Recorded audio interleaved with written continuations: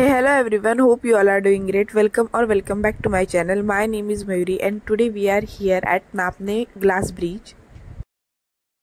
नापणे वैभववाडी धबधब्यावरील हा काचेचा पूल हा सध्या पर्यटकांचं आकर्षण ठरलेला आहे आणि हे तुम्ही ह्या गर्दीवरून समजू शकता. आम्ही रविवार 27 जुलै रोजी इथे गेलो होतो आणि इथे आम्ही जवळजवळ दुपारच्या 2 ते 3 वाजता पोहोचलो.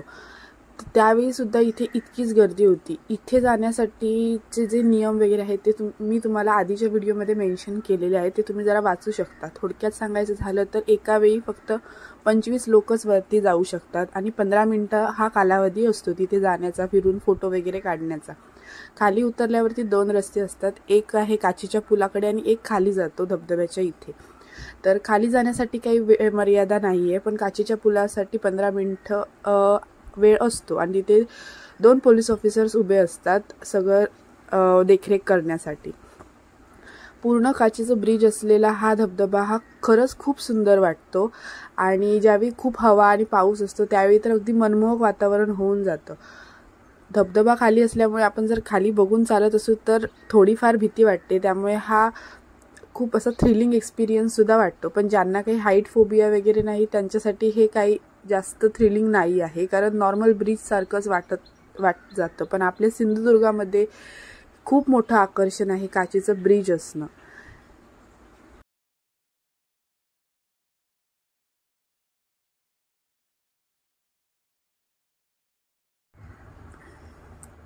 तर ब्रिजवरती फिरून झाल्यानंतर आम्ही दुसऱ्या रस्त्याने आलो खालील धबधबा बघण्यासाठी. तर तिथे सुद्धा खूप क्रिएटिव्ह म्हणजे स्टोन पेंटिंग्स वगैरे केलेली आहेत, खूप छान वाटतं. धबधब्याला खालून वगैरे मस्त पिलर टाकून छान सपोर्ट केलेला आहे.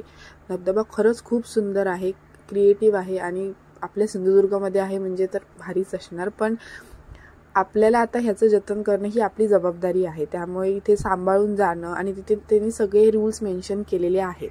तर तिथे फिरून झाल्यानंतर आम्ही जरा दुसऱ्या वाटेने अलीकडून आलो धबधबा लांबून बघण्यासाठी, म्हणजे धबधबा नाही पण ते ब्रिज लांबून बघण्यासाठी.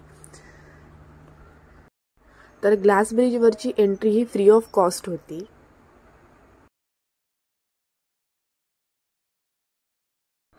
तर हा पाण्याचा इथून फ्लो आहे आणि जिथे धबधबा जास्त जोरात म्हणजे जास्त फ्लोने वाहतोय, जास्त डेप्थ आहे, तिथे ग्लास ब्रिज आहे.